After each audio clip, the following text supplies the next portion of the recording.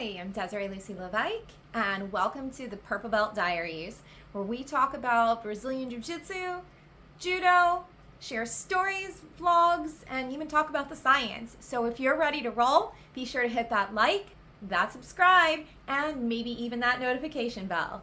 Let's get started with today's episode. Today is a story time, and I'm going to talk a bit about the Great Pans coffee incident of 2023.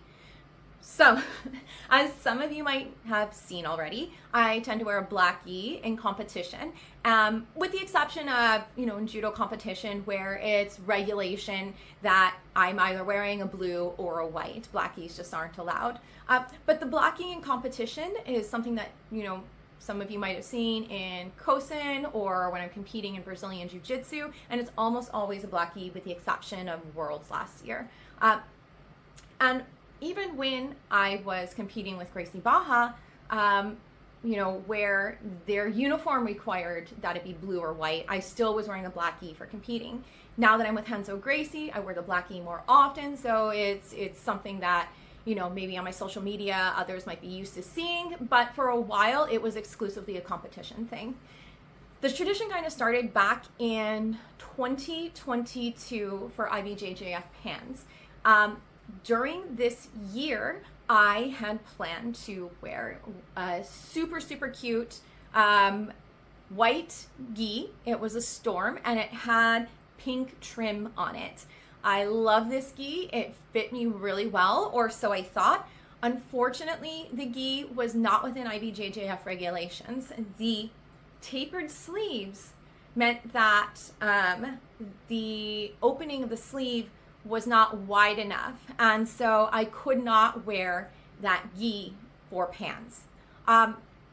Unfortunately for me, I did not learn this until after I was getting ready to head into the pit that year, and as my gi was being measured by the IBJJF representatives, they informed me that it would not, in fact, go in the sleeve.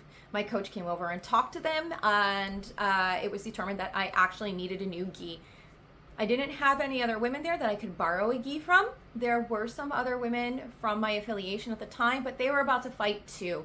So I had to run all the way from the pit, and I'm not sure how many of you are familiar with the Kissimmee Arena, but in 2022, it was all the way on the other side of the arena and up the bleachers to get to the sales place for the gis.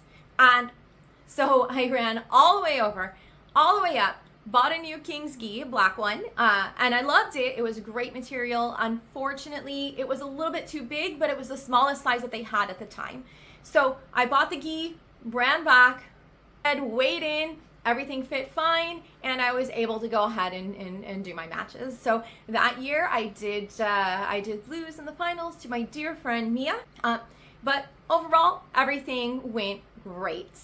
Obviously, though, that's not the coffee incident that I'm here to talk about. So the coffee incident actually occurred at Pans 2023.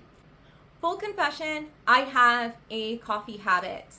Every morning I have a cup of coffee, which is probably roughly the equivalent of maybe 4 cups of coffee.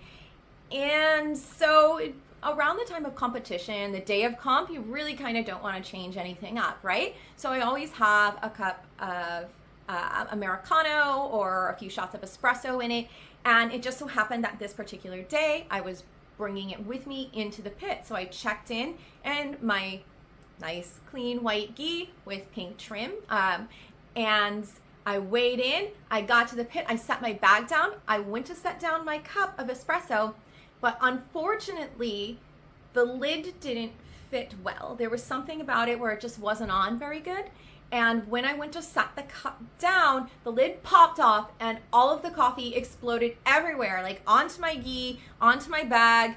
And I was what seemed like only minutes from having my name called. So in a panic, I rushed out, let them know I would be right back, tried to clean myself off as best as possible in the bathroom. Unfortunately, no amount of hand soap could wash away all of this espresso disaster. So I had to just kind of take things off, wash them in the sink, do the best I could, pat it dry the best I could. However, when I went back to the pit to go back in, the representatives from IBJJF were like, absolutely not. That is a mess. So I had to go and run again real quickly. Luckily, the stand selling the gis was much, much closer this time. Buy a new black gi, because that's what I could find in my size. It was a black armor, and I've worn this gi multiple times for competition after that when I was with GB. Of course, I'm with Henzo now, and I can wear the black gi whenever. So I have a Henzo black gi at this moment for competitions.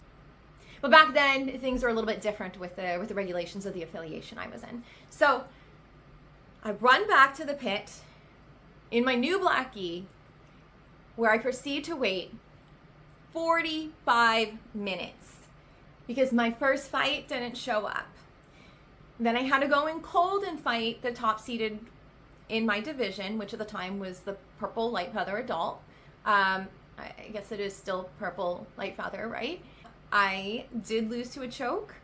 I was very, very happy because I did last over 6 minutes with her. And for me, that felt like an accomplishment. That was just kind of the start of multiple tournament-related mishaps, including a time that I left my earbuds in at Worlds. As I went out onto the mat, the ref pointed them out. I had to run back, take my earphones out. And so all these mishaps, not even all of them were coffee related, but there were other coffee related incidents. One where I just kind of spilled it on my bag in the pit, and then another time when I was coaching kids. So I wasn't even competing that day, and I drove out to a tournament in Ottawa with the other kids coach at the time. And on our way out there, of course, we had to leave super, super early because the kids started around 9 a.m. because children usually start first. We leave here around 6:30, and we're driving out to Ottawa. And as we get closer to the venue, we realize we have a little bit of time to stop at McDonald's. So we go through the drive-thru, we grab hash browns, egg McMuffins, whatever, and of course I get a coffee. So now I have this coffee, I'm ready to go. We get there, no time to eat. They're already calling the kids to the pit. So I just grab my coffee, I round up the children, I herd them over to the pit. I've got one kid in one hand, I've got the other kids kind of circled in around him. And of course, one of the children bumps into my coffee, knocks it onto me. Luckily, did not get on any of the kids, and it was already cold by then. Because any of you who are coaching or coaching kids know that when you have to rush, you have to rush. And I hadn't even had an opportunity to take a sip of that coffee yet because I was so preoccupied. So herding the kids in, luckily I had learned by that point to wear black clothing or to bring a change of clothes, and I was wearing a black t-shirt that day. So it wound up not being quite so bad, especially since I wasn't competing. So, you know, and of course these things happen. That's not the first coffee related incident or first weird incident at a competition, and it's certainly not going to be the last. And so what about you? Have you had any just weird tournament mishaps or anything maybe on the mats? Go ahead and comment, share your story below. That's the end of today's video. Thanks for hanging out. Don't forget to hit that like, that subscribe, maybe even that notification bell, as it really helps out the channel. So thank you so much, and I'll see you later. Bye.